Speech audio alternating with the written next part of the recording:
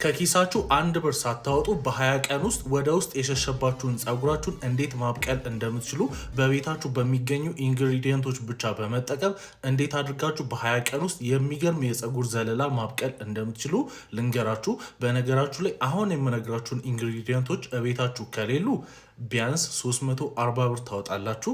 የምታዘጋጁት ደግሞ በጣም ቀላል የሆነ ነገር ስለሆነ ለብዙ ሰዎች ይህ ቪዲዮ እንዲዳረስ ኮፒ ሊንክ ሼር እያደረጋችሁ ተከታተሉኝ። ምክንያቱም ምንም አይነት ገንዘብ ሳያወጡ አብዛኞቹን ሰዎች በቤታቸው ስለሚገኝ ይሄንን ነገር በማወቅ ብቻ ጸጉራቸውን የሸሸባቸውን ማስተካከል ይችላሉ ማለት ነው።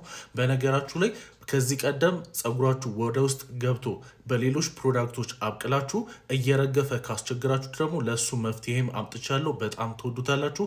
እሱ ከማሳየቴ በፊት ጸጉራችሁን ቤት ውስጥ እንዴት እንደምታሳደጉት ያልኳችሁ ልንገራችሁ። የመጀመሪያ ማዘጋጀት ያለባችሁ 2 ብርጭቆ ውሃ ነው።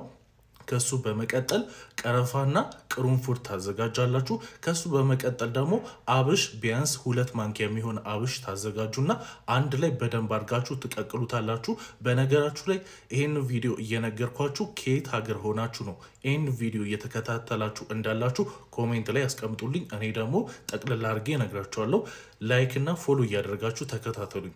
እንዲሁም ደግሞ ከዛ በመቀጠል በደንብ አድርጋችሁ ከቀቀላችሁት በኋላ ውሃው አንድ ላይ እስኪዋሃድ ድረስ ቢያንስ ለ1 ሰዓት እስኪቀዘቅዝ ድረስ በደንብ አድርጋችሁ ታስቀምጡትና ታጠሉታላችሁ። ከዛ በኋላ ካጠለላችሁ በኋላ ጸጉራችሁ ላይ በስፕሬይ ወይም ደግሞ በመርጫ ባለው እቃ ከገለበጣችሁት በኋላ ሁሉ ጊዜ ጠዋትና ማታ በደንብ አድርጋችሁ ውስጡን ጸጉራችሁን ቆዳችሁ ስር እንዲደርስ አድርጋችሁ በደንብ አድርጋችሁ ማሳጅ ማድረግ ነው የሸሸበት ቦታ ላይ ማለት ነው።